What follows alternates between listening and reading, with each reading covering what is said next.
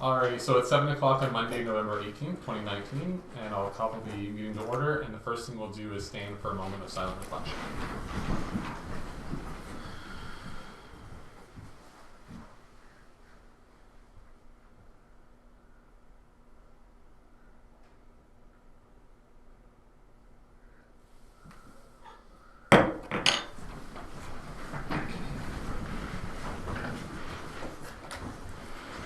So we had a closed session meeting at 6 o'clock this evening. We just have one item for the rising report, and we just need a motion from council to resolve the council direct staff to proceed as discussed in closed session.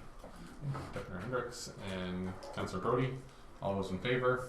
Opposed, and that's carried. Okay, is there any declaration of clear interest or general nature thereof? Seeing none. The minutes of the previous meeting, which was November 4th, 2019. I have a mover and seconder for those. And Councillor McKinnon and Deputy Hendricks. Is there any errors or omissions? All those in favor? Opposed, and that's carried.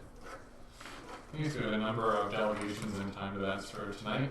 At 7:05 we have our committee of adjustments for 3 different applications, and then at 7:20 we have a public meeting for the zoning bylaw amendments, and then followed by the special policy area review update. With that, just because there are a lot of them, is it okay if we start a few minutes early? Excellent.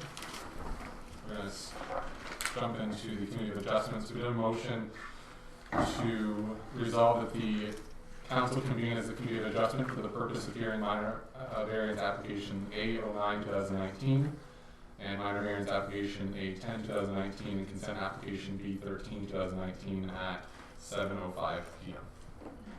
Councillor McKinnon and Councillor Brody, all those in favor? Opposed, and that's carried.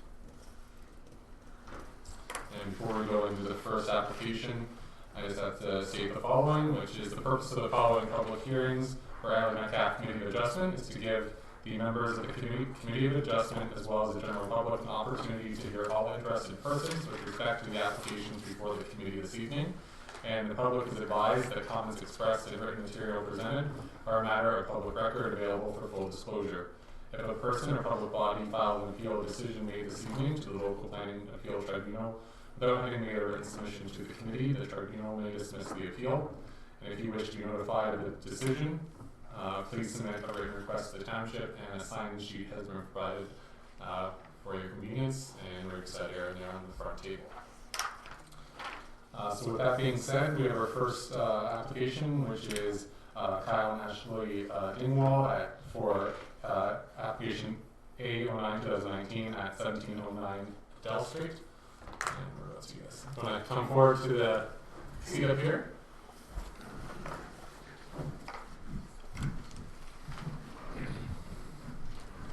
And you received a report from Aaron?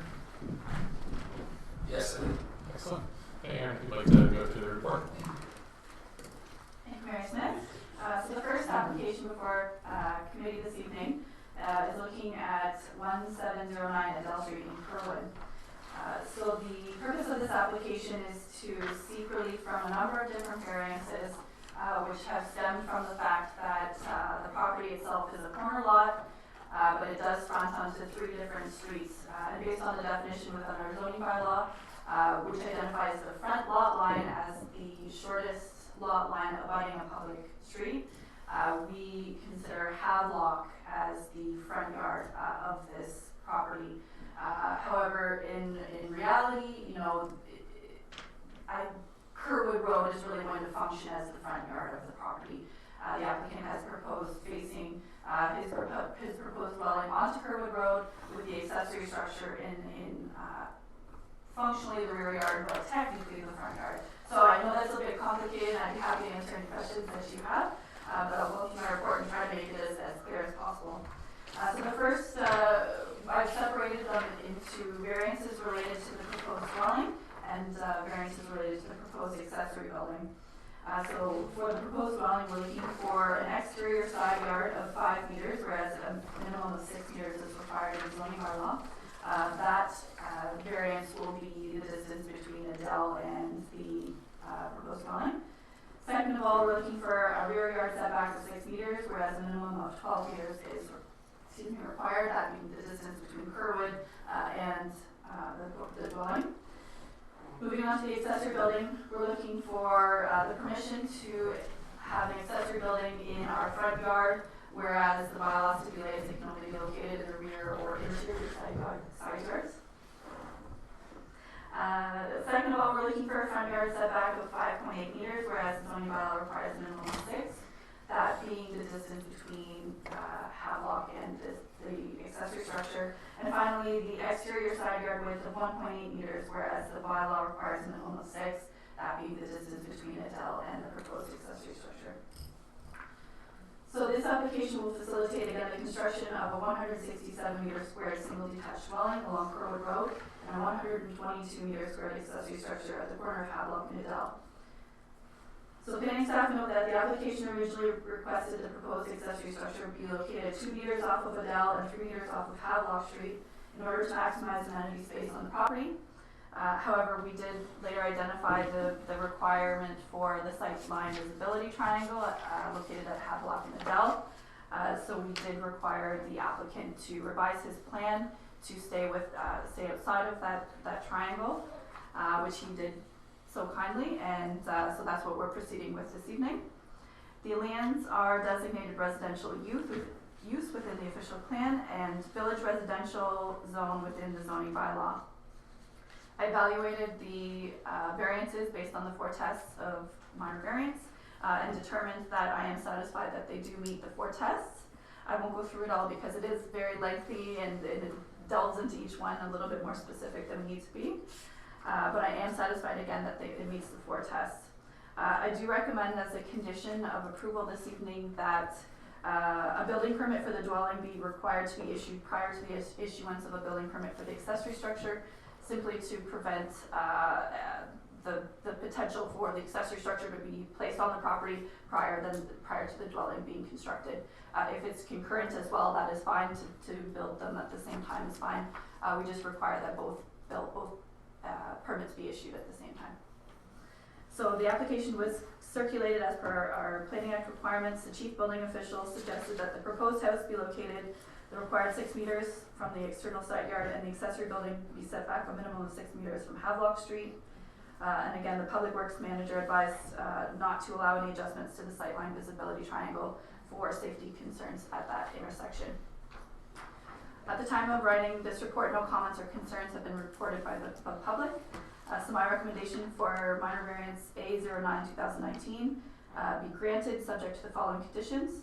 Number 1, that the subject accessory building include eave and trough along the length of the building's fascia, and related downspout be directed from any neighboring property to the satisfaction of the chief building official. And number 2, that a building permit for the dwelling be issued prior to the issuance of a building permit for the detached garage. Okay, thank you, Aaron. Ashley or Kyle, do you have anything to add at all? I think Aaron covered pretty well everything. Okay. Here, yeah. Okay, perfect. Is there anyone in the gallery wishing to speak to this application? Any questions or comments from the Committee of Adjustment? Okay, so we have the recommendation in front of us with the 2 conditions. The mover and seconder for that. So, Councillor Clark and Councillor Brody. All those in favour? Opposed? And that's carried. Okay, thank you so much for coming out.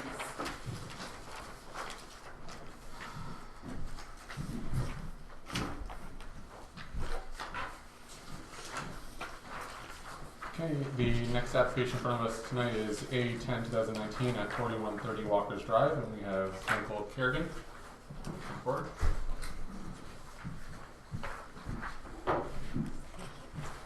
Alright, and I believe we have the planning application or the planning report from Aaron. So Aaron, would like to go through the report?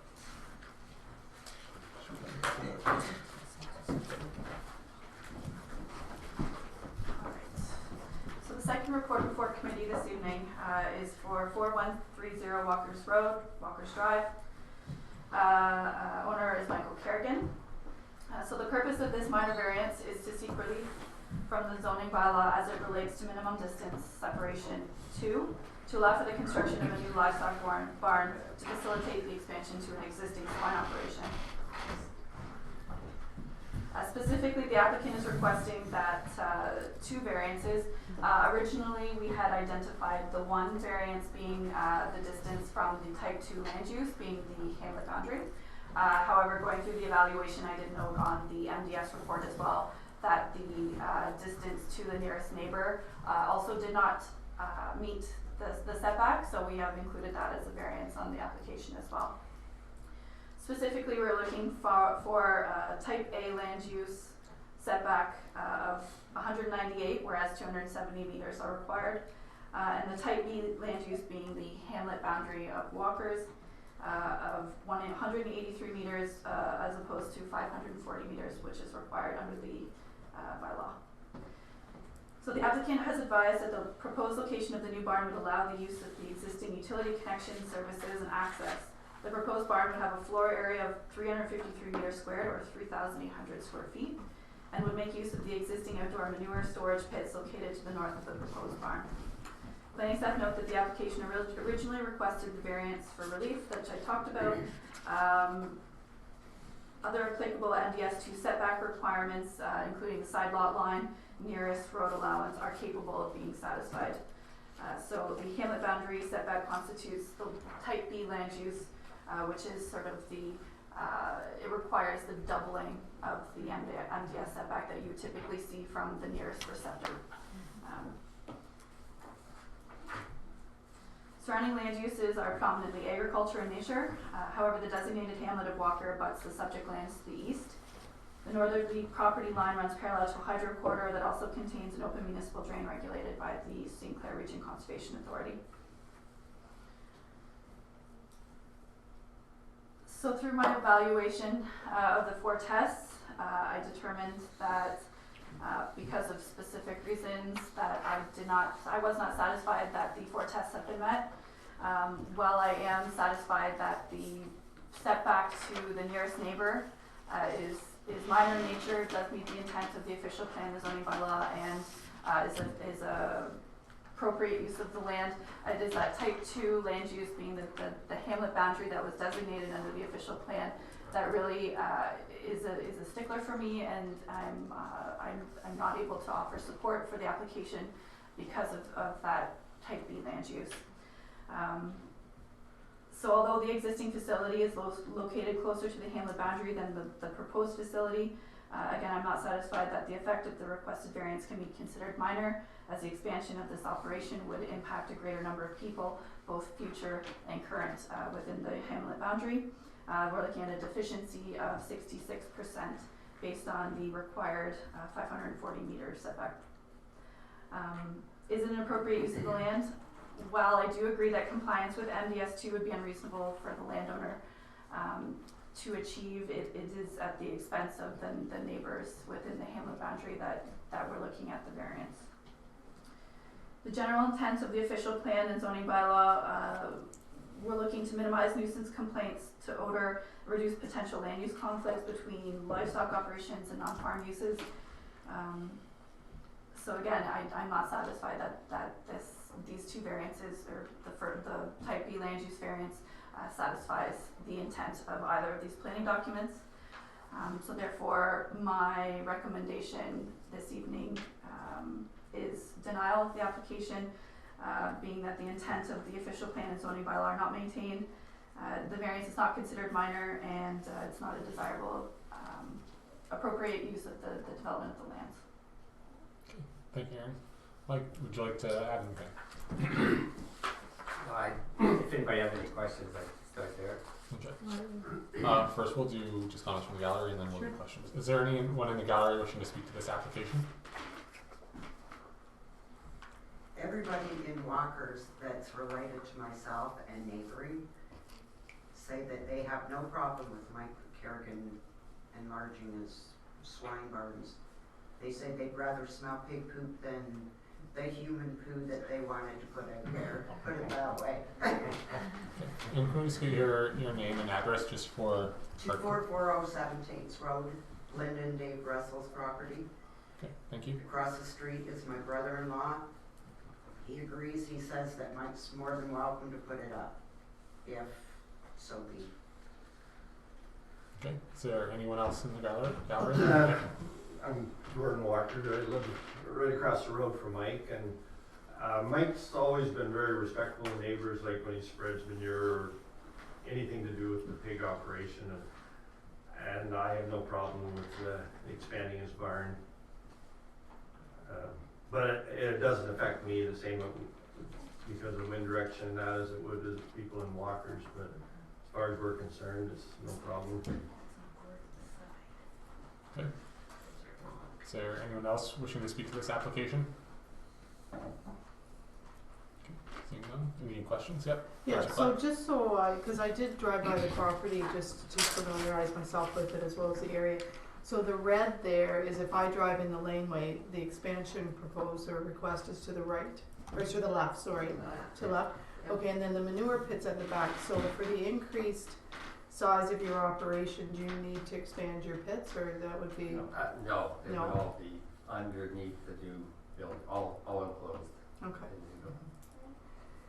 With all due respect, Aaron, I think if this was a brand new operation, I could see there might be some concerns, and the neighbors have said that they have no issues. So, I, for one, I think I could support the ratepayers' request. Any other questions? Yeah. Deputy Hendricks. Just a question, because I was going through the nutrient management information you had. So is this 200 and, am I reading this, that this is about 275 sows farrow to feeder or finish? Farrow to feeder. Farrow to Right, feeder. farrow. So you don't have finishing hogs, That's correct. which are the real stinky ones anyway. Lots of truth. Yeah, and so I certainly get that if you were putting a biosecurity barn there, it would be totally useless to put it not adjoining the barns, because that would just get rid of the whole reason for having it. The other question I have is for Aaron. So right now there are 2 lots I thought I saw in Walker that aren't developed yet but are potentially for develop. And I'm wondering with MDS1 whether they even could be built now because of the existing barns. Through Mayor Smith to Deputy Mayor Hendricks, MTS 1 within the settlement boundary is not applicable, Okay, so it would not impact the potential for the hamlet to expand. okay. Councillor Brody. Pretty much, but yeah, I can see the size that you're trying to build here, which is very, very minimal. I mean, the smell, the pits, the existing structure, really that part isn't going to change. To me, this is a very small addition that's just going to complement the size of his operation. I mean, I see no problem with passing this. Councillor McKinnon. I as well can make sense to have the building on that site built where it is, and there's already the existing barn, so the conflict is no greater.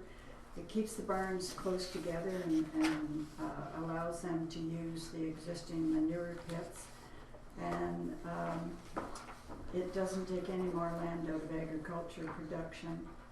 So I as well would support the application as applied for.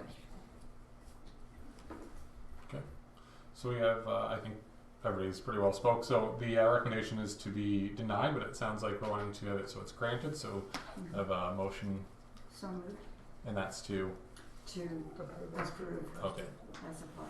Okay, so that's moved by Councillor McKinnon, second by Councillor Clark. Any other discussion? All those in favor? Opposed? And that's carried. Okay, thank you.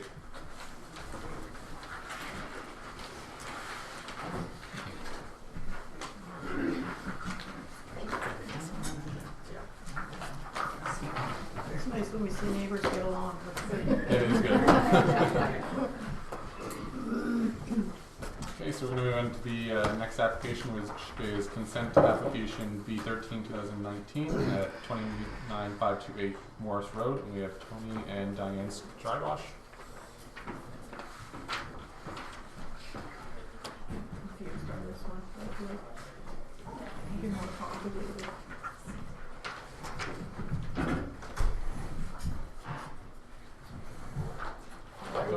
received the planning report from Aaron.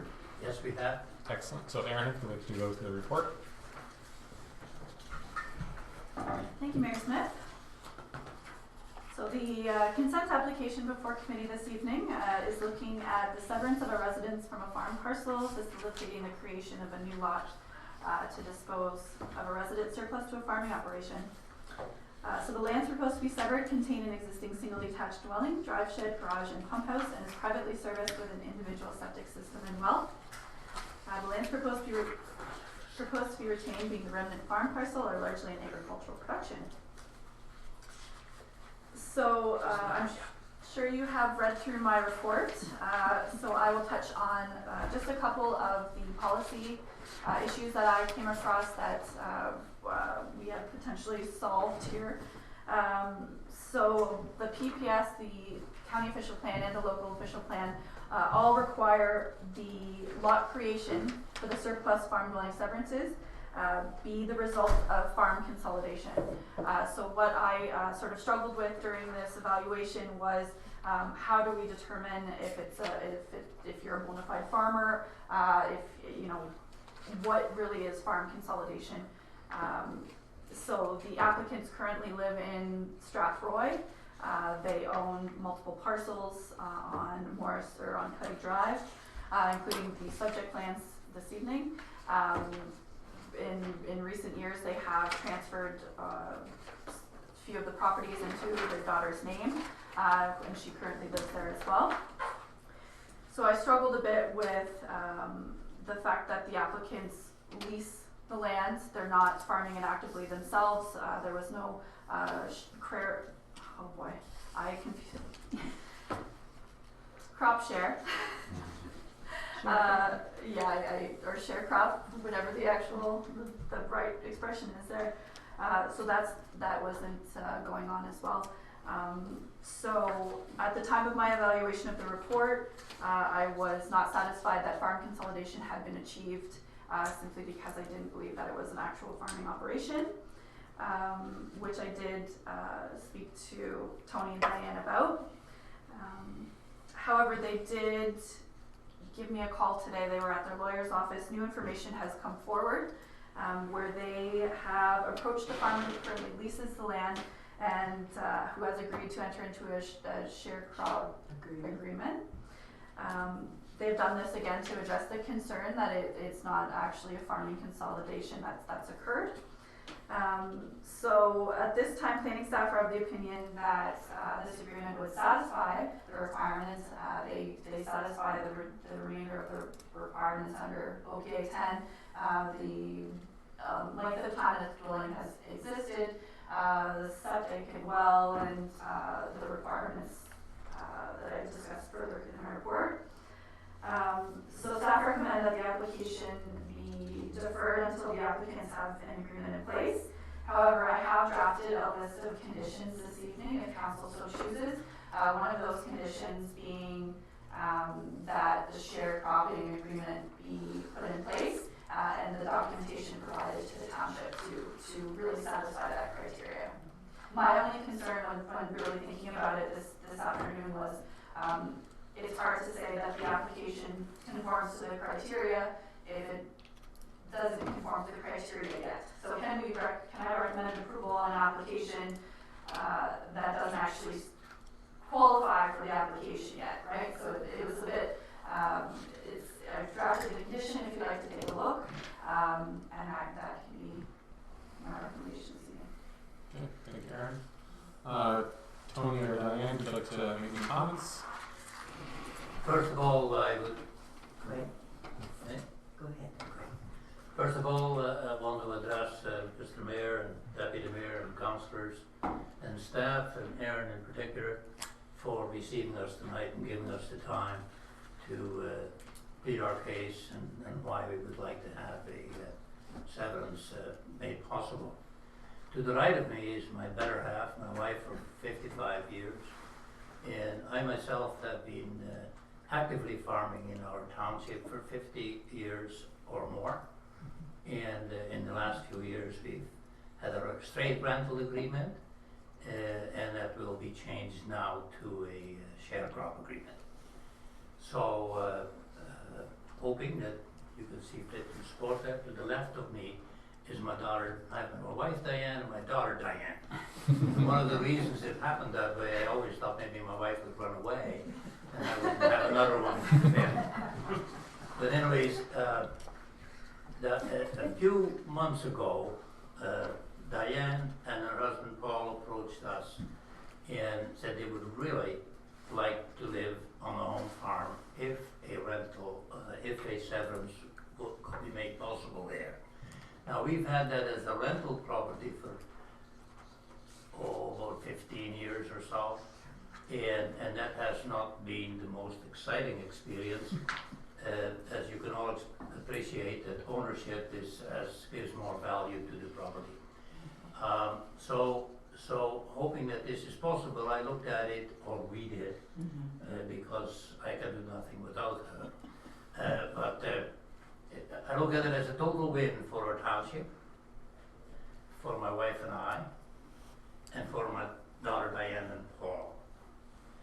First of all, for the township, is that you will receive slightly more, or hopefully not too much more, taxes annually, but you will be more proud of it. It will be better taken care of, as it is becoming somewhat complacent, which is disappointing to me. I look at life in 4 stages. The beginning 25 years, as we all know, we grow up and they're being taken care of. The next 25 years, you know, is we hope we have family and become mature and take care of others. The following 25 years, somewhat consolidation. But Diane and I are in the last stage. That's from 75 to 100. So to be a practicing farmer is a bit demanding, but as a sharecrop agreement and with the relationship that we have with our tenant is really good, and he has no objections to creating a healthy sharecrop agreement with us. So I hope that you can see fit to support it, and you know, Diane and Paul will certainly like to be on the home farm close to her sister, who are really close friends. So I think it's a win-win-win for all of us.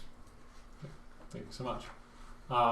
Before we go to comments and questions from council members, I'd just like to ask if there's anyone in the gallery wishing to speak to this application.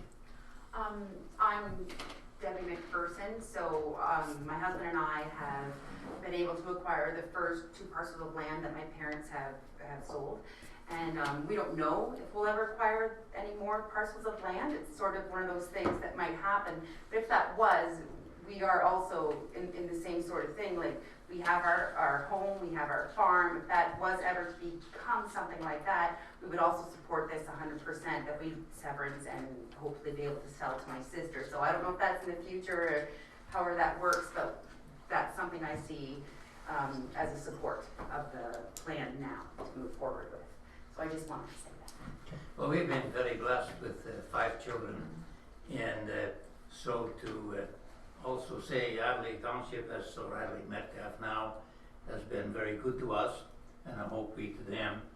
And so to look at the future is difficult. The prices are high, and so she couldn't possibly with her husband buy a 100-acre farm. And we like to keep as much in the family farm as we possibly can, even though we're not actively farming today. But the 400 acres, 200 on each side of the road, might be a reasonable size that may be possible in the future. Whether we can make it happen, that it all stays in the family, we don't know.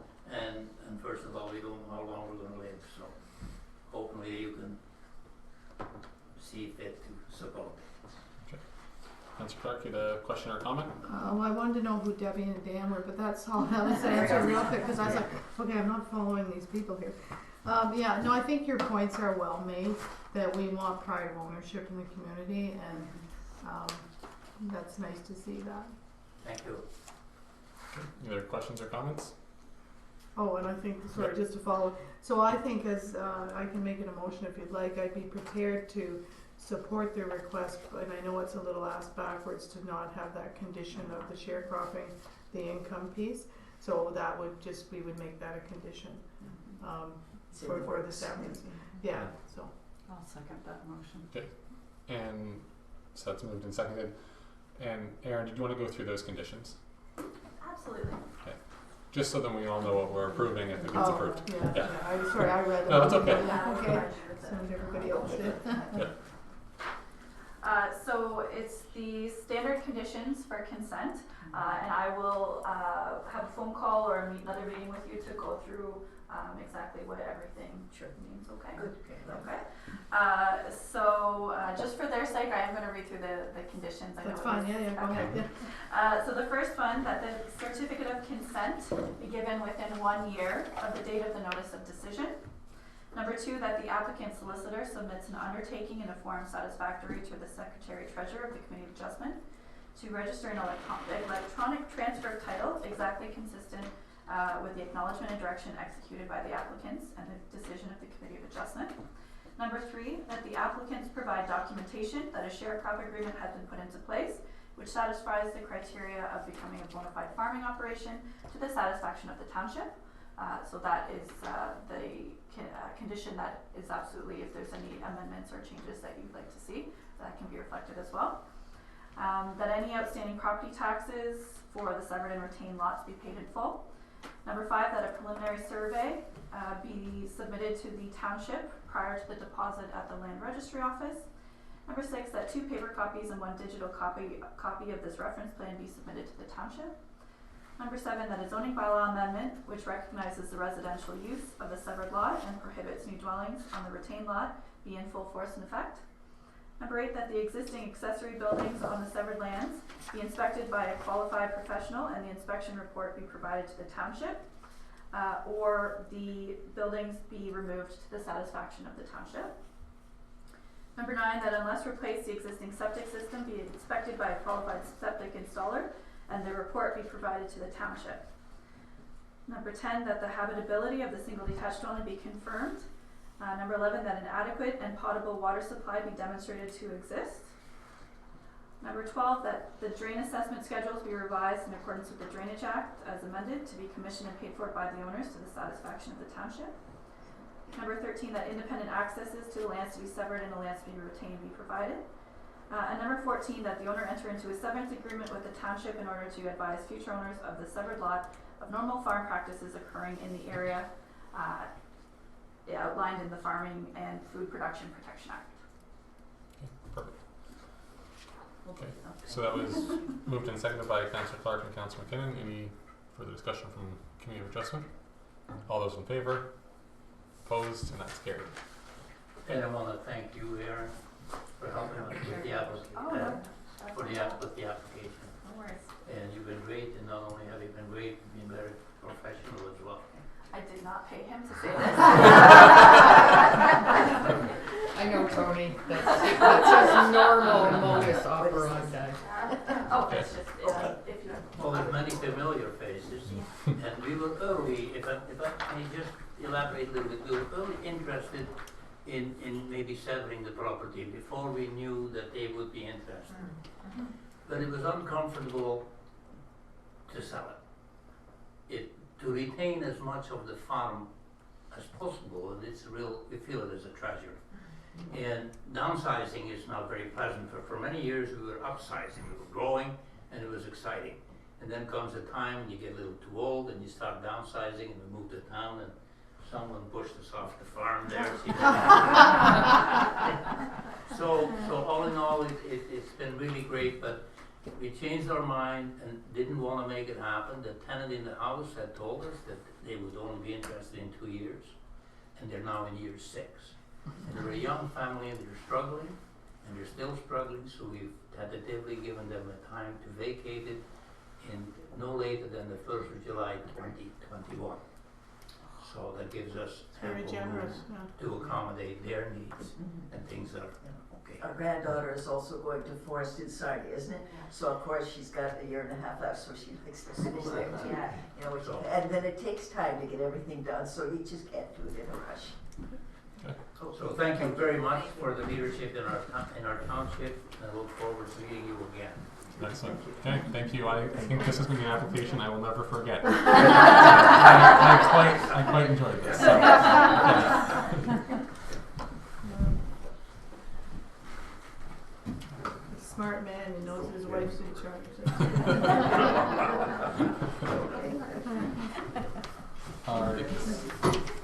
so that was the last application for our Committee of Adjustment. So a motion to resolve that the Committee of Adjustment close at 7:35 p.m. and Council reconvene in regular session.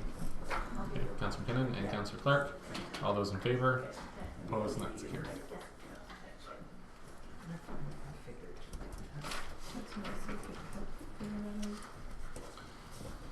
Alrighty, so we're going to go into the public meetings. So we had a motion to resolve that the public meeting to hear zoning bylaw amendment application Z10 2019 and Z11 2019 be open at 7:36. Okay, Councillor Finn and Councillor Brody, all those in favor? Opposed? And that's carried.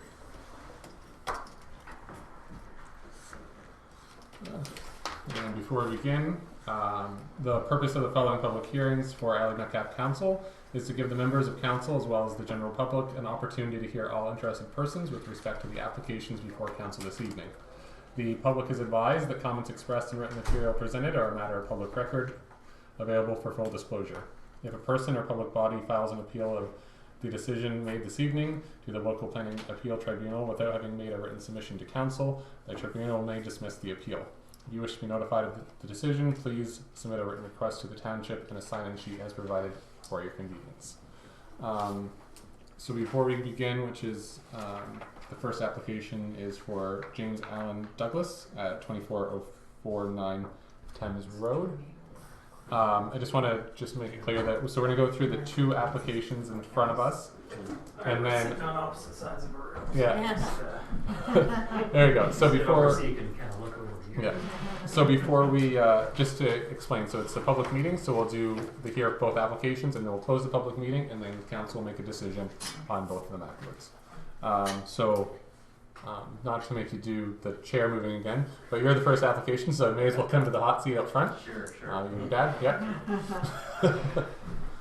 And you've received the planning report from Aaron? Yeah.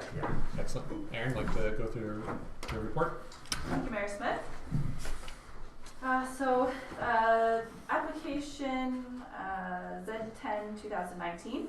So the purpose of this application is to implement a condition of consent imposed by the Committee of Adjustment for consent B07, which conditionally severed a parcel of land with an area of 0.58 hectares in order to accommodate this disposal of a surplus farm dwelling. So this application proposes to amend the zoning of the lot to be severed from general agriculture to surplus dwelling in order to recognize residential use of the lands. So it's slightly different than what we would normally see for a rezoning application, as there is a home existing, so there's two homes on the property. Severing off the one, there will still be one remaining. So we do not need to rezone the retained parcel to agriculture only, simply because by virtue of having a house on your retained land, you cannot build another one. So we are looking at just the rezoning of the surplus dwelling this evening. So I have drafted an implementing bylaw for your consideration. There were no comments received from agencies or the public, so my recommendation on the application is approval. Further, that council proceed with the first and second reading of the bylaw, with the final reading to be provided once a deposited reference plan has been received. Okay. Thank you, Aaron. Is there anything you'd like to add at all? No, I think we've covered everything, Aaron, for us. So thank you for that. Okay. Excellent. Seems like you're the go-to person. All right. Is there anyone in the gallery wishing to speak to this application? None. Any questions or comments from council? No? All right, so we're going to do the next application, and then we'll close the meeting, and then I assume, since there's no questions or comments, it'll be approved. Okay. I would stick around just to make sure. Don't want to live in a sleep, And they're not here, are they? No. Yeah. So then you can still sit at the table if you really want to, but you don't need to. Okay, Aaron, want to go through the other application? Oh, it's another one. Yeah, but they're not here. Yeah, they're not here. So just Yeah, They're okay. That's- Enjoy yourself. I feel like we're with company. So the final application this evening is for 23920 Tates Road. Owner is Bill Leach. So similar to the previous application, we're looking for implementation of a condition of consent from consent B08 2019. Conditionally severed a parcel of land with an area of 0.4 hectares or 1 acre again for surplus farm dwelling. This application proposes to amend the zoning from the 7 lot from general agriculture to surplus dwelling, as well as the retained lands from general agriculture to agriculture only to prohibit new residential uses on the property. So I'm satisfied that both the surplus dwelling and the agriculture only zone are appropriate in this circumstance. I have drafted an implementing bylaw for your consideration. Again, no comments have been received, and my recommendation is approval. Again, with the council proceed with the first and second reading, with the third reading to be done once the positive reference plan has been received by the township. Okay, thank you, Karen. Is there any questions or comments from the council? Okay, so we now is a motion to resolve the public meeting here, zoning bylaw amendments Z10 and Z11 of 2019 closed at 7:42 p.m. So moved. Councilor Clark and Deputy Hendricks. All those in favor? Opposed? And that's carried. Okay, so we'll deal with the first one, which is the Z10 2019 for Thames Road, the Douglas application, and that's for approval. Mover and seconder for that, Councilor Clark and Councilor McKinnon. All those in favor? Opposed? And that's carried. Okay, you're all set?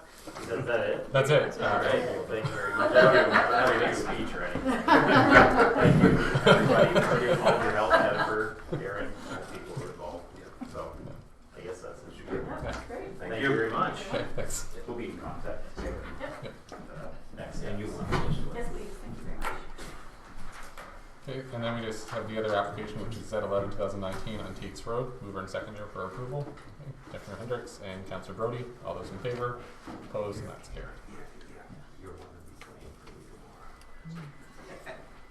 Okay.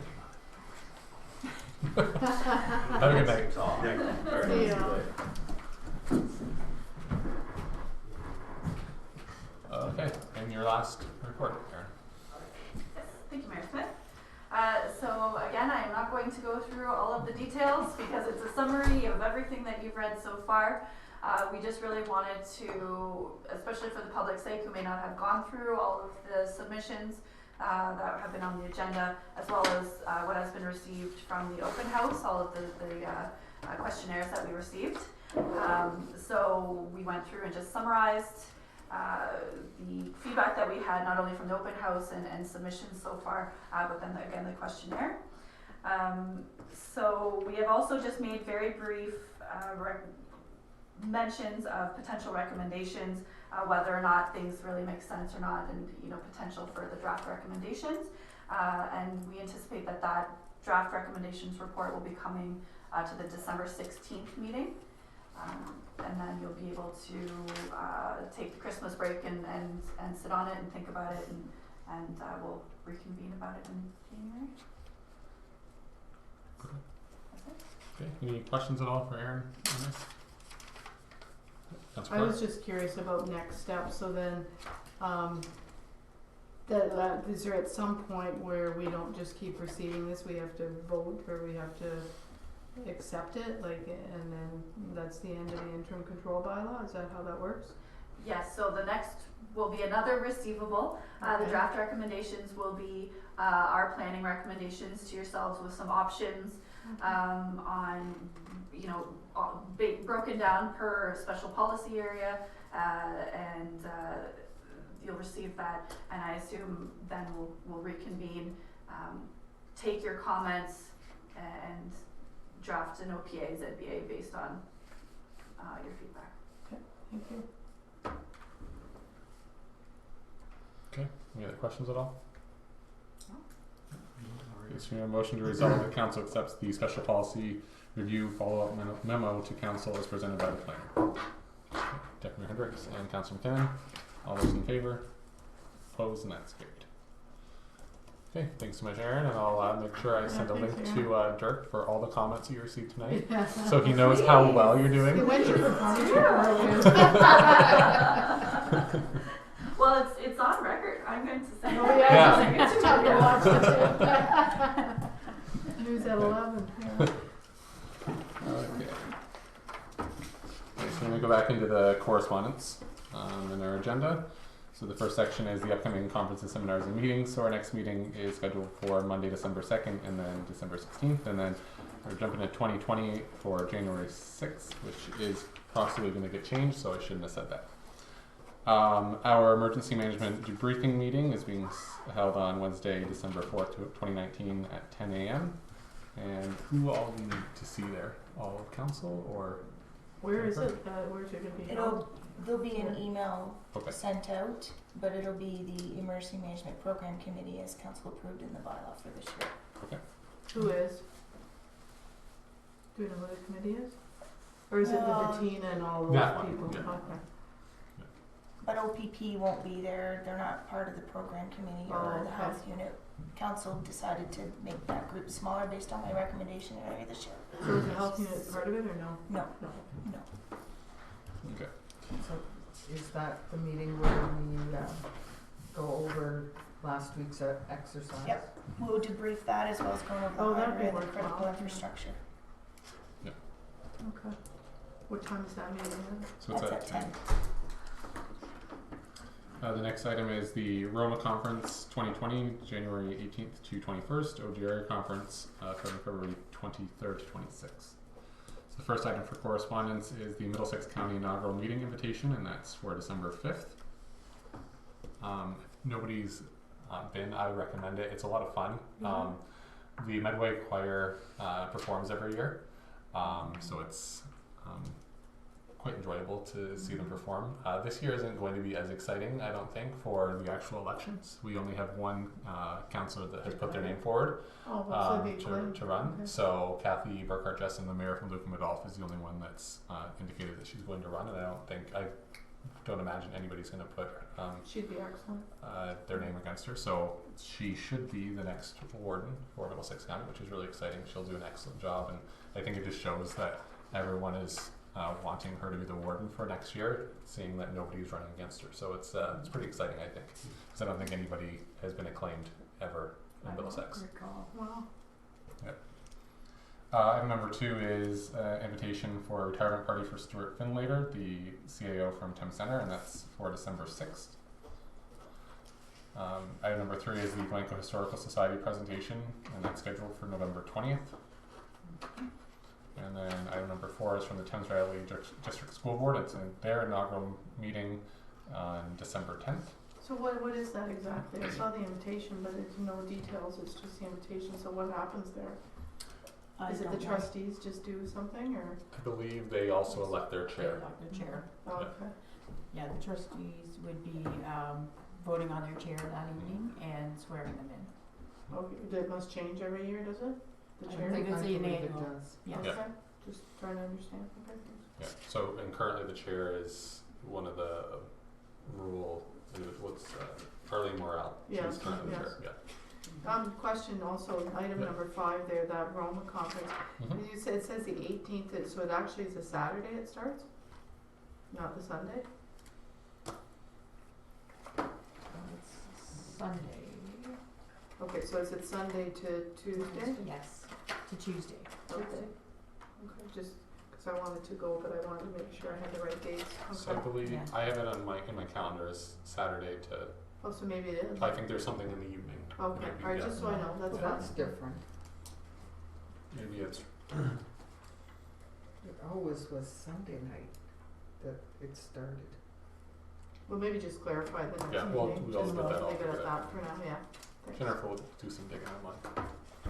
If it is, that's fine, I just need to know if I'm going there. Out of curiosity, have those of us that have indicated we wanted to go, have we had any booking done or? Not yet, no. Okay. But we will get your rooms booked. No, sorry, it is the 19th to 21st. That's what I can see online. Yeah. Thank you.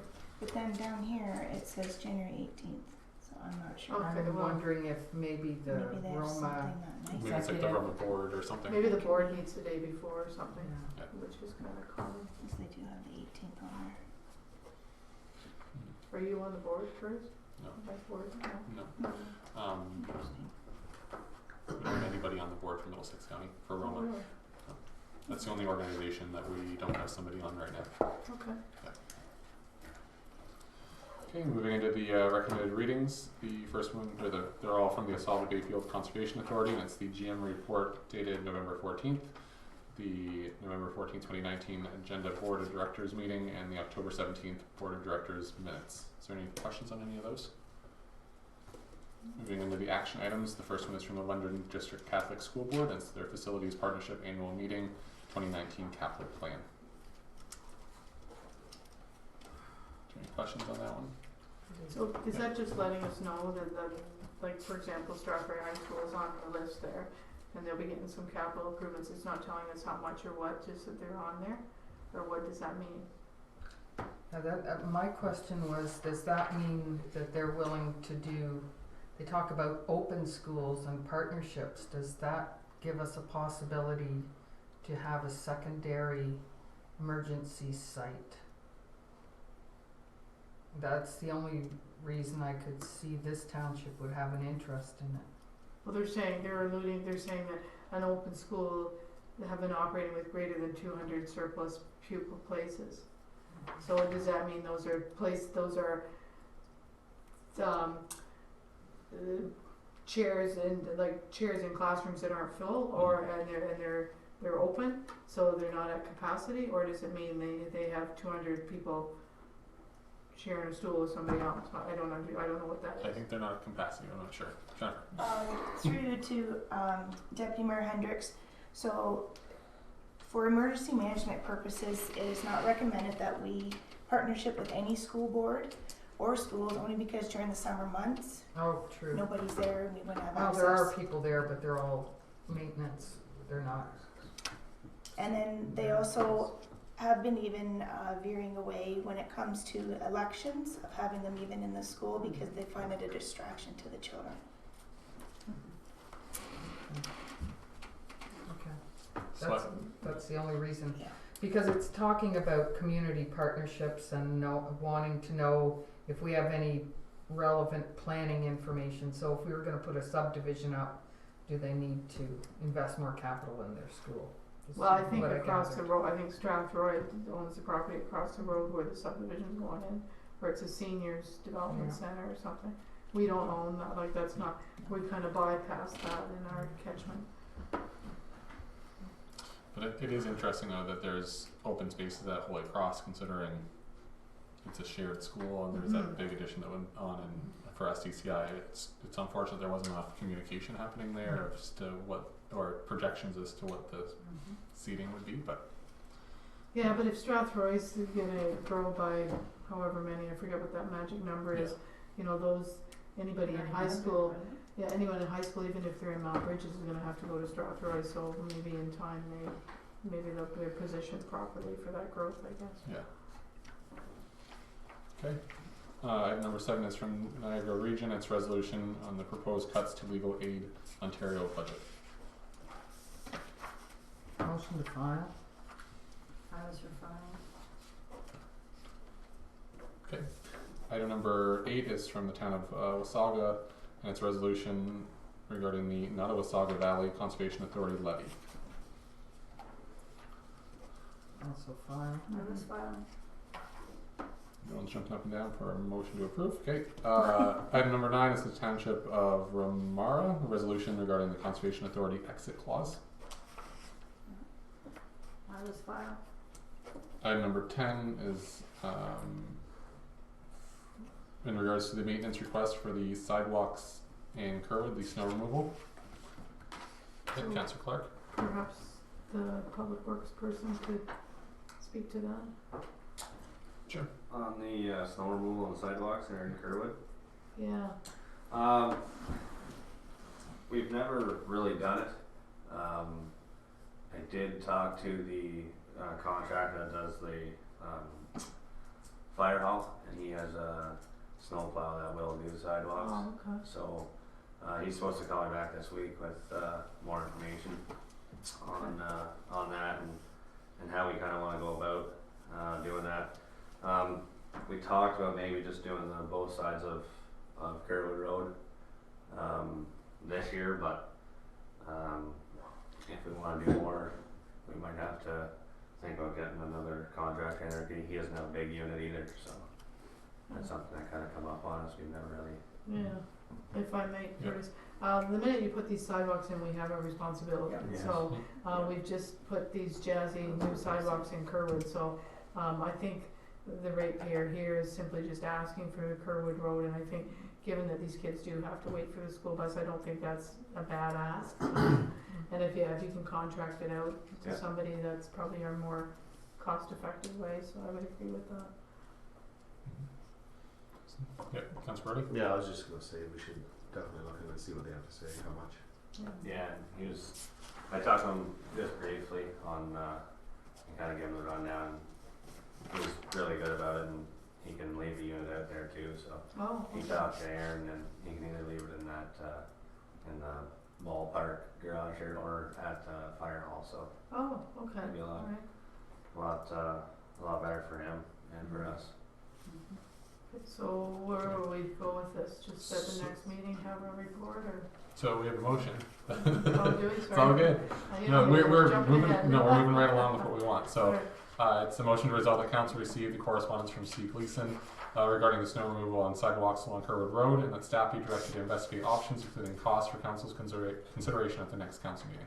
I go ahead. That is moved by Councillor Clark and seconded by Councillor Brody. Okay. Any further discussion? All those in favor? Opposed? And that's carried. But it's good knowing the background information, and we know where we're going with it. So. Next one, item number 11 is the from the Women's Rural Resource Center, and it's a request to lower flags at half-mast. I would support that. I was for filing. Well, it doesn't cost us anything to do that, so I would be okay with that. It's just for the day. I don't think we need to do it for the 16 days, but the one day I think it could be done. Okay, you have a seconder? Just a comment, I just don't know who would know what it means. Yeah. You know, that's the, I'm not saying it's a bad idea, but I don't know Yeah. if there'd be enough word to understand what it actually meant, really. I guess we would have to maybe post it on the Facebook page why we're putting it at half-mast for the day. I guess that would Well, be. I guess the other thing too is, then we run the risk if we do this, then for every group that asks, we're gonna run into problem. I didn't think of that, so I rescind. Sorry, I had a moment of clarity there. Sorry. I was trying to be politically correct. I was like, then we oh, have to this have could go bad real quick. Oh, we have to have a policy about reasons for half-mast, what type of flags we'll put up and what type we won't. Okay, I think we'll file this one. Okay. Sorry, it's my conscience was No, that's okay. Alrighty, so. I'll lower mine at home that I don't have. I said I didn't know you had a flag. We shouldn't laugh about it, it's not. Okay, so we need now a motion to resolve that council receive and file correspondence CC1 to. CC9 and CC11. Thank you. Okay, Councillor Brody and Deputy Mayor Hendricks. All those in favor? Opposed? And that's carried. Okay. Oh, on the back page already. Okay, we'll move into staff reports, and the first one is from our Public Works Manager, Fulter. Thank you, Mayor Smith. Just a summary of what's going on out there. Walker Drive construction project has been completed. All the township entrance signs have been installed. Snowplows are up and running, and the road department is looking forward to the hiring of a new worker. It's been very busy with 3 guys and myself out there. So, yeah. Recommendation resolved that council accept the Public Works Manager or information report prepared by the Public Works Manager. Councillor Clark. Did you have to do any snow removal, or was it just sand mostly? Or We did plow. we did plow, because it was quite a bit actually in different areas, Yeah, so. a few times. So. Yeah, okay, thanks. It's on the plow. Okay, any other questions at all? Comments? Okay. Moving seconder to accept the report. So moved. Councillor Clark and Councillor McKinnon. All those in favor? Opposed? And that's carried. Okay, and our next report, our several reports, is from our clerk, Jennifer. Thanks, Mayor Smith. I have 3 separate staff reports for 3 drains, and instead of putting them all on one motion. I decided to do them all separate. It keeps it clean and concise, and it also for our files here. So the first drainage it's not even a report. It's a petition for drainage works just for the Brown Patch drain. And I'm just waiting for it to load. So it was submitted by Ryan Timmermans and supported by Joanne Timmermans and Martin Timmermans for East Half Lot 11, Concession 3 SER. And a copy of the petition is attached there for council to review. The property owners have requested that replacement or twinning of the 1961 main drain, and an engineer's report will be required under the Drainage Act. The respective engineer's report will provide for apportionment of costs for the drain, and their impact to the township is not known at this time. So I have two recommendations. Resolve that council receive the petition for drainage works Brown Patch drain staff report as presented by myself. And my second recommendation is resolve that council accept the petition for drainage works by owners for East Half Lot 11, Concession 3 SER, and that Spreed Associates be appointed to determine the validity of the petition subject to the notification of the appropriate conservation authority. Okay, so mover and seconder to receive the report. The first one is the actual report, right? For the report. Yeah, so we're doing the report that she just read through. So moved by Councillor Clark, second by Deputy Hendricks. All those in favor? Opposed, and that's carried. And then the next one is to accept the petition. Okay, Councillor McKinnon and Councillor Brody. Any discussion at all? All those in favor? Opposed, and that's carried. So we're going to do that 2 more times. Yeah. Sorry, it's just so many things made it easier. No, but it's better, yeah. It is better. Because there's maps there, and I thought, oh, if I do it all. You don't want to Yeah. all muddle together. Yeah, it might be too much, yeah. It might be. So my second report again is another petition for drainage works that was submitted for Morgan Drain. And I apologize because here we go. Again, it was submitted by Ryan Timmermans for East Half Lot 11, Concession 2 SER, and a copy of the petition is attached there for council to review. And the property owners have requested that a new farm crossing structure over the Morgan Drain be installed, and an engineer report will be required under the Drainage Act. The respective engineer's report will provide for apportionment of costs for the drain, and the impact to the township is not known at this time. And I have two recommendations: that council receive my staff report for Morgan Drain, and my second recommendation is that council accept the petition for drainage work by owners for East Half Lot 11, Concession 2 SER, and that Spreed Associates be appointed to determine the validity of the petition subject to the notification of the appropriate conservation authority. Okay, so mover and seconder to receive the report. Okay, Councillor Brody and Deputy Hendricks. Okay, all those in favor? Opposed, and that's carried. And then a motion to accept the petition. So moved. Okay, Councillor Clark and Councillor Brody. All those in favor? Opposed, and that's carried. Can I ask Yep, a question sorry. about that? By the crossing, are they meaning where it crosses the 402, or do they want a new crossing in their field? I've been over that ditch. It'll be the crossing in the field. Okay. Pretty poor. Okay. I can see the circle on the. I was going to say there's a attached map to that petition, and where the red circle is for the new crossing requested is just south of the 402. Yeah, that's what I'm looking at. Yeah. But I'm just, when they said a crossing, I didn't know if they meant a There's a- physical drain crossing. Well, there's a ditch that runs through there, and the culvert's pretty. Okay, almost this getting is where the, you can- this is the ditch and So they're probably proposing a crossing anywhere in somewhere in there. somewhere. Okay. Well, I see they can't get at the back of the field. Is that Yeah, right? there's Not roughly, probably yeah. 8-10 acres back there. It's gonna Yeah. be trouble to get to. Okay. That's good.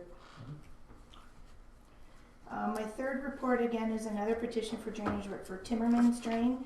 It was submitted by Ryan Timmermans and supported by Trudy Timmermans, Joanne Timmermans, and Martin Timmermans for lots 11 and 12, Concession 2 SER, and a copy of the petition is attached for council to review. The property owners have requested that the existing tile drain be replaced, and an engineer's report will be required under the Drainage Act. The respective engineer's report will provide for apportionment of costs for the drain, and the impact to the township is unknown at this time. So I have two recommendations. The first one is for council to receive the petition for drainage work staff report for Timmerman's Drain that's been presented by myself.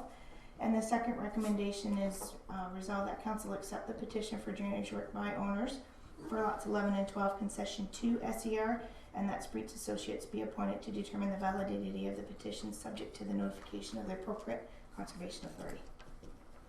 Okay, so a motion to receive the report. Okay. Councillor Pinnon and Councillor Clark. All those in favour? Opposed, and that's carried. Is there any questions at all for the petition? So moved by Councillor Pinnon and seconded by Deputy Mayor Hendricks, and that's for to accept the petition for the drainage works. All those in favour? Opposed, and that's carried. He's gonna be doing a lot of work this year. Might as well do it all at once. My last report is regarding the council meeting schedule for January and February. Back in 2018, council approved a procedural bylaw, and where the definition of a meeting is a regular, special, or other meeting of council, of a local board, or of a committee of or either of them, where a quorum is present and members discuss or otherwise deal with any matter in a way that materially advances the business or decision making of the council, local board, or committee. As per the procedural bylaw, regular council meetings are scheduled the first and third Mondays of each month at 7. Where the meeting falls on a regular public or civic holiday, council shall meet at the same hour on the next business day following, which is not a public or civic holiday. Going by the procedural bylaw, our meeting schedule for January and February would be as follows. Monday, January 6th and Monday, January 20th. And for February, it'll be Monday, February 3rd and Tuesday, February 18th. Family days on Monday, February 17th. January and February are council meeting scheduled for conflicts. With council being on Monday, January 6th, the agenda would be uploaded to the e-agenda app and website on Thursday, January 2nd, as per section 8.2 of the procedural bylaws. So staff will be back to normal operating hours on Tuesday, January 2nd. However, very little staff reports and correspondence will be generated due to reduced hours of operation during the holiday season. Also on January 20th is the Roma Conference in Toronto, where we will not have quorum to conduct a council meeting due to councillors and the mayor attending this function. For January 2020, I am recommending that the council meeting dates be scheduled to Monday, January 13th and Monday, January 27th in order to avoid the above noted conflicts. With the above recommendation, this will generate 2 regular council meetings back to back, being Monday, January 27th and Monday, February 3rd. The second council meeting in February would be Tuesday, February 18th. Note to council that the Ogre Conference in Toronto is taking place February 23rd to the 26th. We do have interested senior staff and council attending this conference, so my recommendation is to not conduct any meetings during that time frame. And another note to council is we need to make sure to schedule committee of adjustment and public meeting dates ahead of time, so when staff receives planning applications, applicants and planning staff can be notified well in advance of when those meetings are going to take place in order to get notices out to the public and outside agencies as per the Planning Act. There is no financial implications in regards to this report if council wishes to reschedule January council meetings as recommended. And I have 2 recommendations. My first recommendation is that council receive the council meeting scheduled January, February 2020 staff report as presented by myself. And then I have resolved that the council approve the recommendation as presented by myself as the regular council meeting dates scheduled for Monday, January 13th, Monday, January 27th, Monday, February 3rd, and Tuesday, February 18th to accommodate conferences and have quorum at the meetings, and staff be directed to post notice of the meetings of council on the township's website and Facebook page. Okay. So let's first get the motion to receive the report. Deputy Hendricks and Councillor Brody. All those in favour? Opposed, and that's carried. And any discussion on the proposed dates? Yes, Councillor Clark. So in January, I'm busy, as everybody is, so I had anticipated that the meeting would be the 6th, and then I figured the 20th one would be moved because of the Roma Conference. So I have booked a vacation on the 8th, and I won't be back till the 15th. And then I have a meeting that I would previously have committed to because it's the 4th Monday of the month, and I'm never available the 4th meeting of the month. So that would say that I couldn't be at any of those meetings. In January. The February ones I'm fine.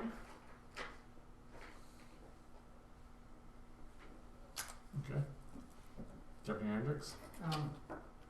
January, I'm good with either dates, except I'm going to Roma. I am not here for February 3rd. At the risk of sounding glib, when I asked about the holiday hours, I was told that people work in here during the holiday hours. So to that end, if the 6th isn't any good, could the 7th work? If I may, it wasn't necessarily us having reports prepared, it'd be from outside sources because more offices will not have, it'd be most government offices in the higher up, the provincial. Yep, got it. There'll be no correspondence, not necessarily us, it's the limited amount that will be coming in, so. Okay. Anybody else with conflicting dates at all in January or February? I already sent you mine. So if we were to go with the recommended ones, so you're saying you're not able to go either. January I wouldn't be here at all. Okay.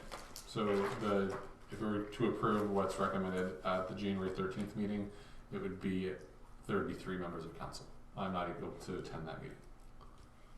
But I'm also not able to attend, I can attend the 27th. I'm not sure about any other day in January. I need a vacation. Yeah.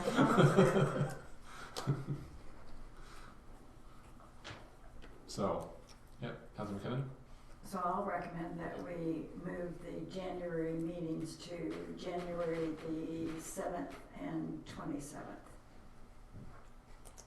I can't do the 27th. Well, the 27th is Oh, already. we can't do the No. 27th, okay, I already have a meeting that day. okay.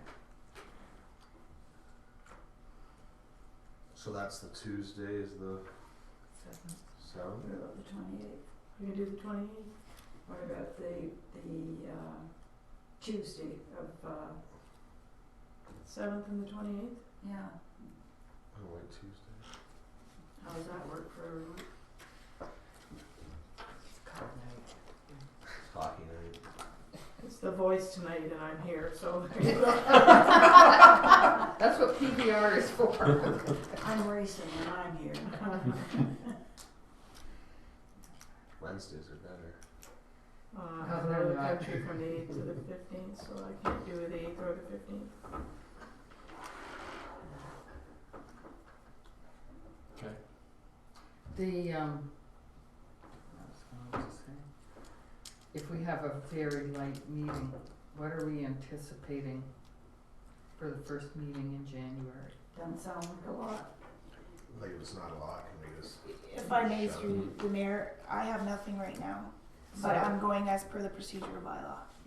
I'm just saying, even if we had a quorum and it wasn't anything too serious, we could muddle through it, or not, yeah. So just so you know, Middlesex County, not to compare, but there's only one meeting scheduled in January, and that's on the 28th. So it's not unheard of. Not unheard of. Yeah. Mm-hmm. So why Yeah, don't if we do don't, that? if we don't have much already scheduled, I mean, we're probably just wasting a lot of our times, really. Yeah, so if you push it to the 28th, and even if it's a long meeting, I'm good with that. One meeting. I'm good with that. Yeah, we've done that before. In the past, it's always just been one meeting in January, anyways. Mm-hmm. I'm good with that. So we're saying the 27th or the 28th? 28th, because 28th. Susan was away. Yeah. So, And again, if I may, Yeah. there is no reason not to have the January 6th meeting, it just would be a light meeting. There would likely be, there'll be still accounts, there'll be reports from staff, internal staff. Is there those anything kind that'd of be time things. sensitive for the 6th or 7th? No. Not at that point in time, it's more for the committee of adjustment to know when planning applications come in, and it'll be very important for the interim control policy to have those recommendations so we can get notices out. So For given people. what it is, we may have to do a 6 o'clock start if it's a heavy night, Mm-hmm. maybe? Yeah. Okay. And realistically, if it's the third, is the next meeting, that's the week after anyway, so it's not, yeah, depending on what it, like if it's Well, non-pressing right. issues, we could just push them off to the next Yeah. meeting. Okay. So we'll do the 28th, the 3rd, and the 18th. Okay, so, resolve the council approve the, we'll reword that.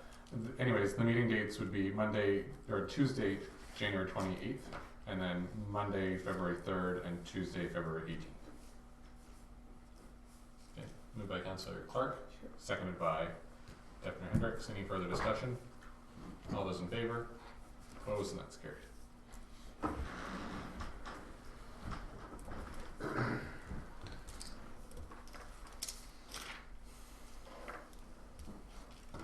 We'll do it for December 16th. One. You hear that? Yes. Good news. Okey dokey. So that's the end of your reports. That is, thank you. Okay, our next report is from our CEO Treasurer, Kathy. Thank you, Mayor Smith. The first report is the account approval list for the period November 2nd, 2019 to November 15th, 2019. The total of the checks being submitted for approval is $85,277.88. Is there any questions at all for the accounts? Councillor Pinnon? Not necessarily for the accounts, but the way that the total is given us, I wondered how much trouble is it to Kathy to list it as the departments like administrative, drainage, CBO, all that. We used to have that, and that was really convenient, I found. Maybe it's not a problem for everybody else, but I found it easy to go back and see what the fire department spent. So you'd want their hydro bill under theirs, and you Yeah. want that all. Mm-hmm. What, before we, at the last page, was it Yes. all, It it was was just, all it was just like one, numbers. yeah, Yes. summary was at the very end. Mm-hmm. We can provide that as well. That'd be excellent. Okay. Any other questions on the accounts? Deputy Hendricks? Yeah, I've highlighted it, I'm trying to remember why, but under County of Middlesex for IT support and hardware.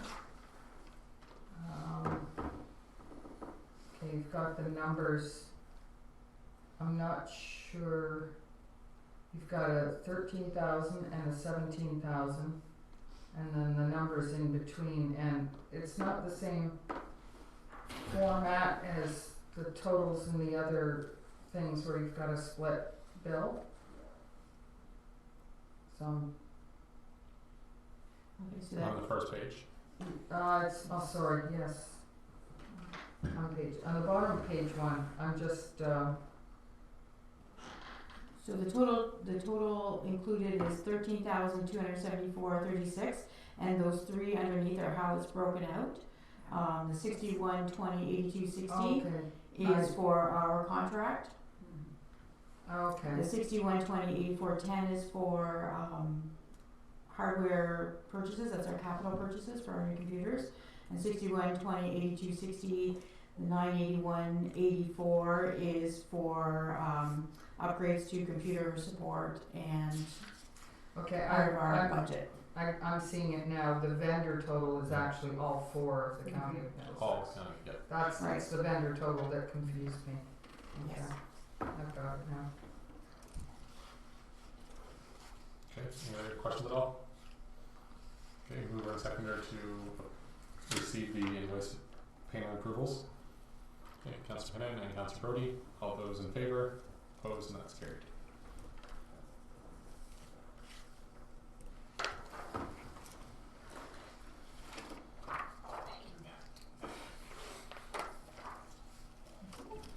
And the next report is on the automated co-collection of waste and recycling. Council received a presentation from Francis Vega Blue Water Recycling Association on garbage and recycling services at the November 4th meeting. At that meeting, staff were directed to further investigate the costs associated with automatic collection services with Blue Water Recycling. Council indicated that automated co-collection was preferred for renewal over the increased cost to renew the manual co-collection method, which is our current bag and blue box program. Francis created comparison information for council to consider when determining the frequency of collection and potential user fees. The first attachment outlines the general built-up areas considered in a hybrid program of a bi-weekly automated co-collection. The second attachment compares the cost of the current system to moving to automated system with 3 different scenarios. Then there's actually 4 attachments. I guess that would be the second and then the third one. The fourth one being the proposed notice of change to our ratepayers. The financial impact will vary based on the decisions council makes in regards to the frequency of pickup and determination of any user fees to move to the automated collection system. The township will also undertake advertising of collection changes via newsletters and newspaper ads, as well as using our social media. There will be other related costs that will need to be considered in moving to an automated system, such as refunding bag tags, potential wheelie bin accommodations, etc. So, in regards to some options, the first page, just Francis went through very quickly. We spoke about what areas would be considered the fringe areas and what might be qualified for the hybrid system, which would be a weekly system for our more urban areas and a bi-weekly system for our more rural areas. Those are the areas that he quickly scanned through to find out the numbers to give some sort of a cost comparison for that. If you look at the next page on blue at the top, it says system financing comparison. The blended system, the hybrid system, which would be a weekly and a bi-weekly pickup, is the last column on the right. The cost per unit would be $122.78. There is 1,081 total units, so that is a blended cost of everyone getting the same collection. Total cost would be $132,725. To compare that, if we went to a completely bi-weekly system, all automated, would be the second last column. The total cost for that system would be $117,634.42. So there is an increase of just over $15,000 to have a hybrid system, which would provide a weekly pickup in our urban areas. So if council would like to see that as part of our program, we need to know how council wants to have that incorporated into the budget. The next page with the green, it says comparative system user fees.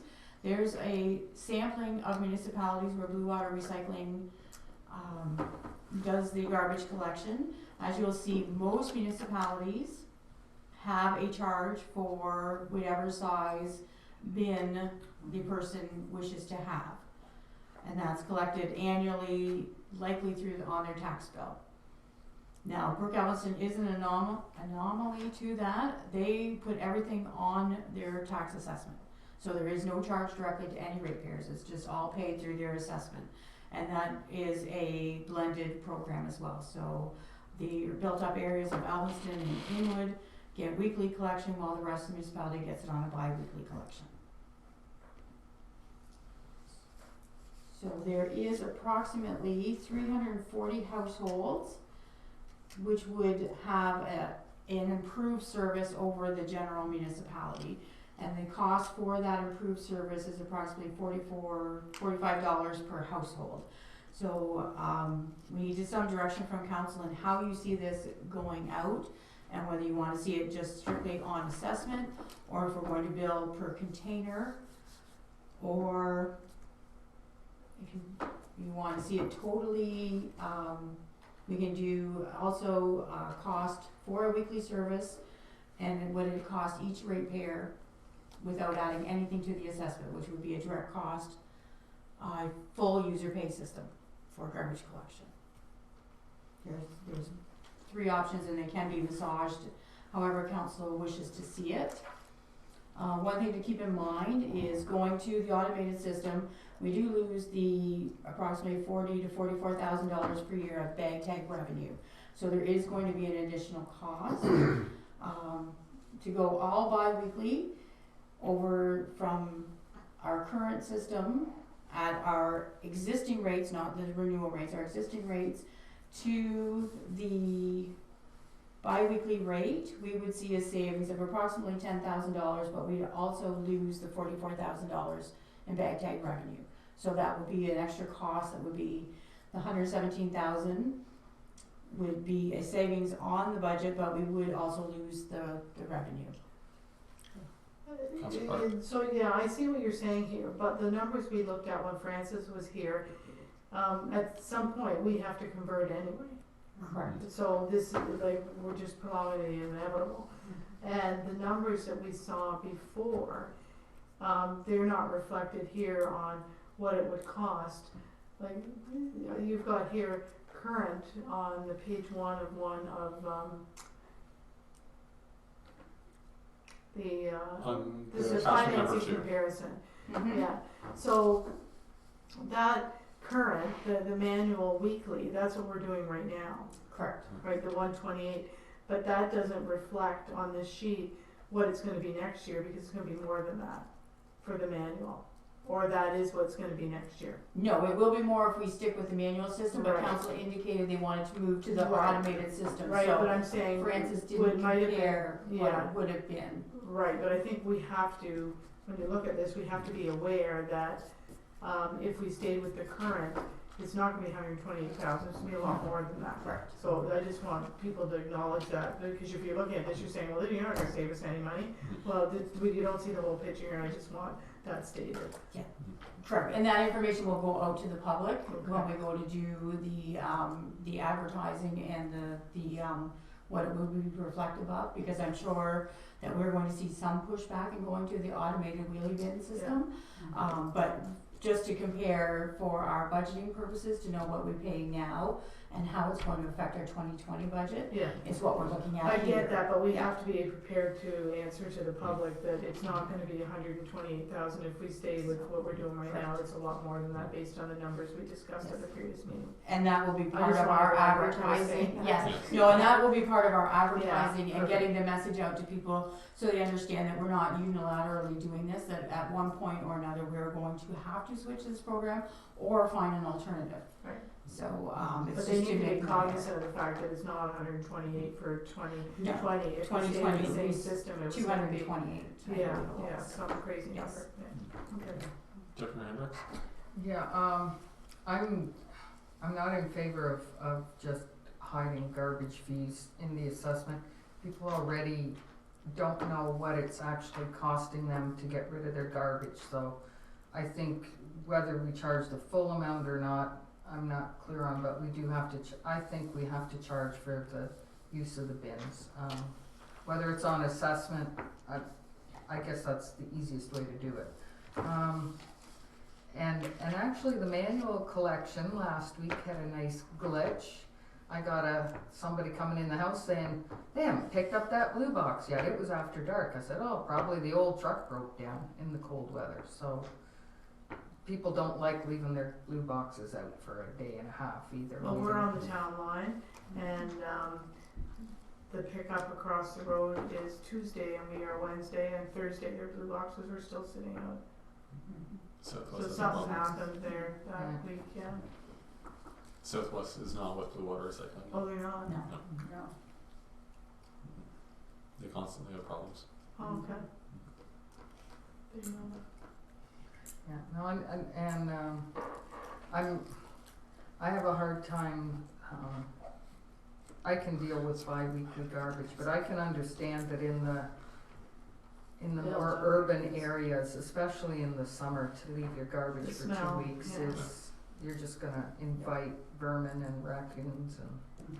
And this also, just to clarify, Francis did say we still get the, I don't know what the buzzword is in the business, the availability to go to the landfill when they're open and dispose of cardboard if you've moved or something that way. Correct. There is no charge to have a recycling bin brought in. Okay. So that was something that, Francis and we were gonna discuss once we knew what direction we were taking with this. Okay, good. Yes. I'm okay with the weekly, bi-weekly. I only put my blue box out every 2 or 3 weeks anyway, so. Me too. So, Kathy, in the other municipalities that do the weekly, bi-weekly thing, how does that reflect in the amount that they charge for? I was thinking that, but then you're also gonna get pushback that the rural residential people pay 52% taxes and the farmers are paying 25%, right? So do you apportion more to them if they're getting weekly, cause somebody's gotta pick up the 15,000? Or do you just say they're already taxed enough? That's the question, and whether it is something that, how palatable is in the community. To have your weekly pickup and have a cost recovery when you're paying a high tax rate to start with. Because the concern that I have is that if you say it's $100 for somebody in the rural area or $100 for somebody in the urban area, their $100 in the urban area is going twice as far. Exactly. Compared to the rural, it just, I have a hard time. No one's gonna be happy about paying for anything, so at the end of the day, I think you almost have to look at a user pay type of idea, and I don't have, because it's just like driving on the 407. If you drive it, you pay it, so. Councilor Birdie? Well, I'll just comment that everybody else is charging here, except for Oh, absolutely. So, I think we have to. Yeah, I think people have to think about what their garbage costs if they just throw everything in the garbage. The bag tags cost me nothing, but I'm gonna use my wheelie bin if I get a garbage bin. So Kathy, what are you looking? So we just want to confirm that we want the blended system, the hybrid system with a weekly in the built-up areas, and the rural area at the bi-weekly. And we want the recycling bins available, if possible, to have them available in probably somewhere more central, that's more open and available more often than just at the weekends that the dumps are open. So it would be likely stationed here at the public works yard, which would we could keep an eye on it. And also it will eliminate abuse of it as well, because we can monitor it. And if we find things are coming in that shouldn't be there, then it will be taken away, kind of thing. And just if you want to do a user pay system, or whether it was going to go on the assessment, because we have to do all the calculations based on the user pay, and it's based on the size, or do you want to just do it based on a flat rate? So just to back up a bit, you just put it on the tax bill anyway? Yes. Right? Yes, there'll be no invoices going out, it'll be just added to property tax bill, yes. But I think it should be visible on the bill. Yeah, like the Yes. Strathroy Care Doc, it's visible right on the bill. Yeah, you pay 50% in January and 50% in August on Strathroy. So, can it be the same amount then if it's weekly or bi-weekly? That's what we're thinking, or should it be? That's the decision that needs to make, whether you want to increase it for the weekly pickups to absorb the extra cost for having a weekly service, or whether you want to just charge it, the fee is the fee. So the way I look at it is that they would be getting 50% more use, and the fact is it's not that there's not one bin, there's 3 different sizes. So in the rural and the urban area, if they don't want to have a large bin, if they're not using it, they should be getting the smaller bin, and then they just use it every week, which is equivalent to having the medium-sized bin a little more and using it every other week. So I don't see an issue with I don't either, because of the math worked out. It's too bad the containers aren't half the size or whatever.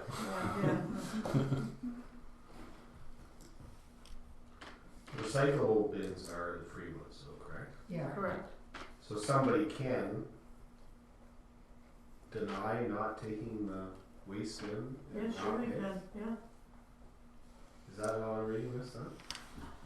The problem with that being is, right now, anybody who doesn't want one, the garbage truck still goes by their door, we're still paying for that service, so everyone is paying for it whether they take it or not. So we should be making it prohibitive enough so that they want to use the service that goes by their door. Or we have to. Or the charge has to be. I think in high Strathroy, enough. it's the default is you get the small one. If you didn't, Well, I was gonna say, I don't think it's a you choice might have not enough to have. pushback, all of a sudden your revenue is. Yeah, exactly.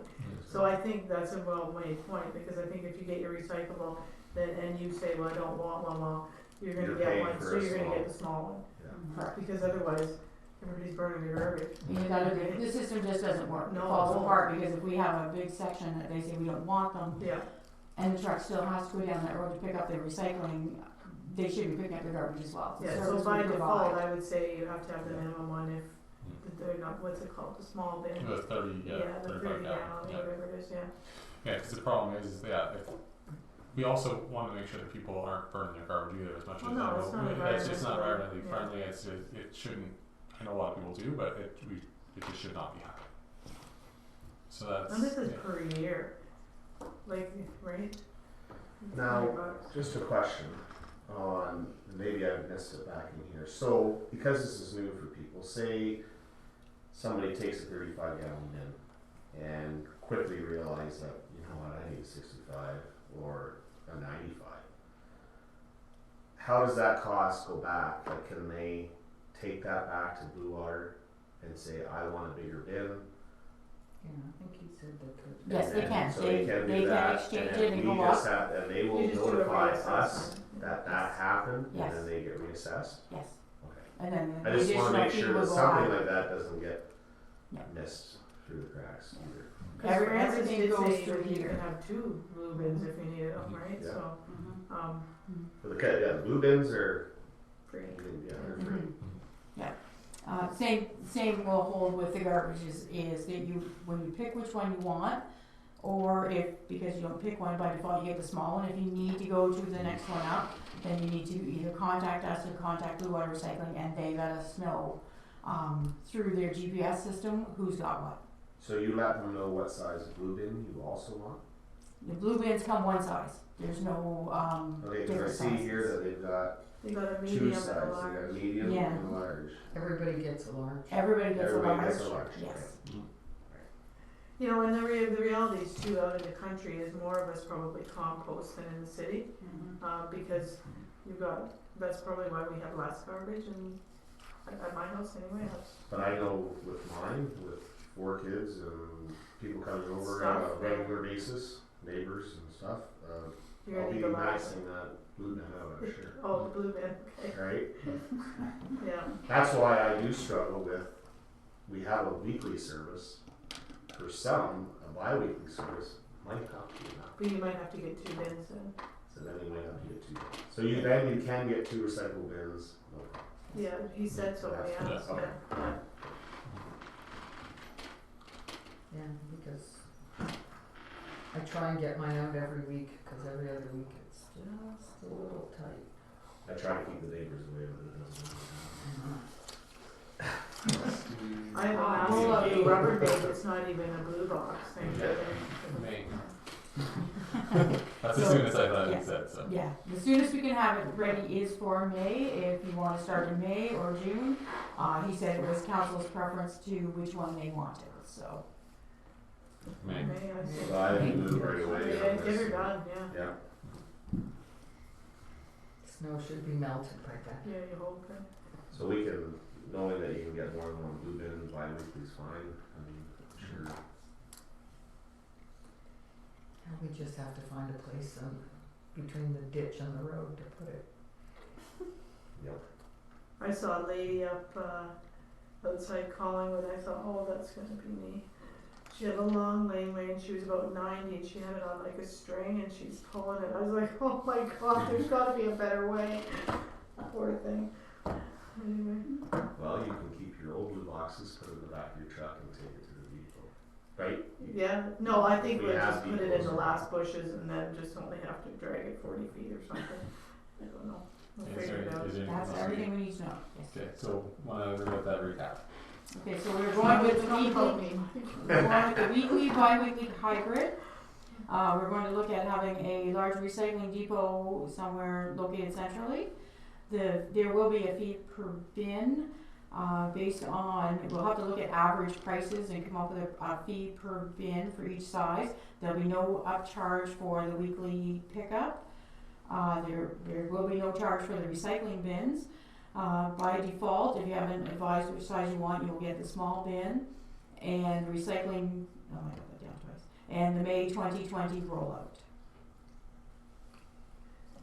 Councillor Clark? So you're saying there won't be a price differential for the weekly versus bi-weekly? Correct.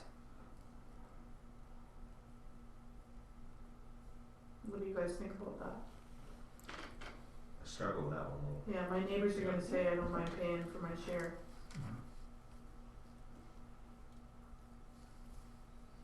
But if we use this comparison, But it depends on what size bin they take too, right? That's it. It has to be an all or nothing. If it's I in know, I know the, you if it's in the can't weekly like pickup, go- then it's, the charge is X number of dollars, whether you use it once or bi-weekly, weekly or bi-weekly, so that's, Cause we run the risk too, on a weekly, they may only take the small bin, and that's only $100. So then your recovery, they're not likely to take a large bin, as opposed to we might take a large bin if we're every other week.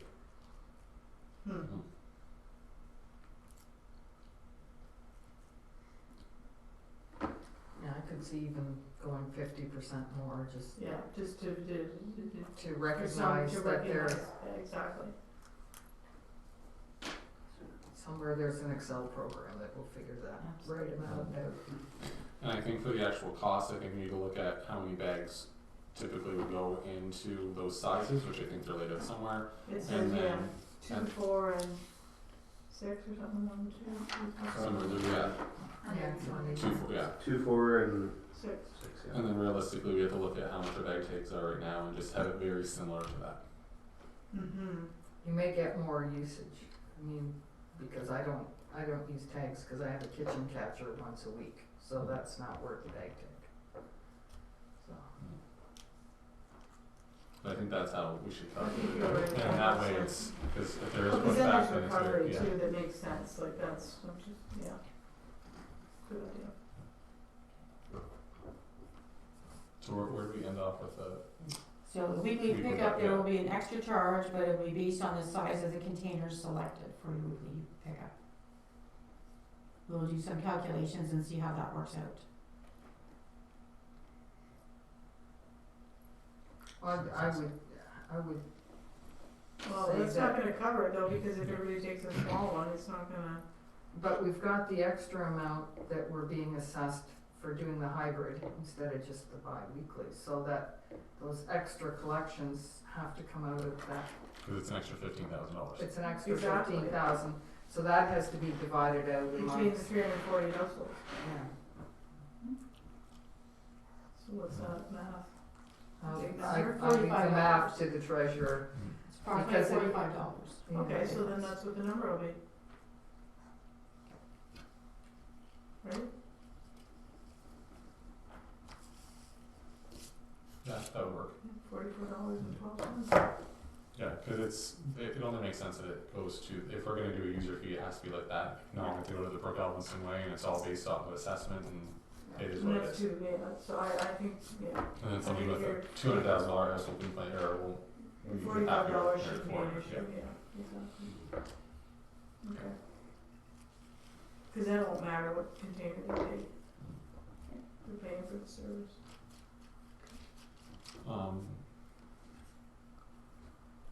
Yeah, and then this will be revised as to Correct. the actual Yes. send out thing and we'll get on, the new logo on there too. Yes. On a May 1st. May 1st. Okay. Do you motion for all that? No. No, because we'll come back with the, with some more firm numbers and everything now that we've decided exactly what we're going to do. He'll come back, I'll get Francis to, generate the numbers he can, we'll get our calculations done here and provide that at the next meeting. Perfect. Thank you. Okay. So you want a motion just to say that you're direct, how you got something here? Number 33. Just to receive that. So a motion for council to receive that report. Okay, Councilor Clark and Councilor McKinnon, all those in favor, opposed, that's carried. And you want a motion to proceed as. No, because Kathy will come back with the other information and then council can approve it as it's presented. Okay, With Oh, that'll be the final word. Yeah. Yeah, perfect. excellent. Is that everything, Kathy? That's everything. Okay, we'll go into other business. Anything? I have something, but I think it has to go in camera. If in doubt, Councilor McKinnon? I'm not sure, of council who all attended the Remembrance Day service.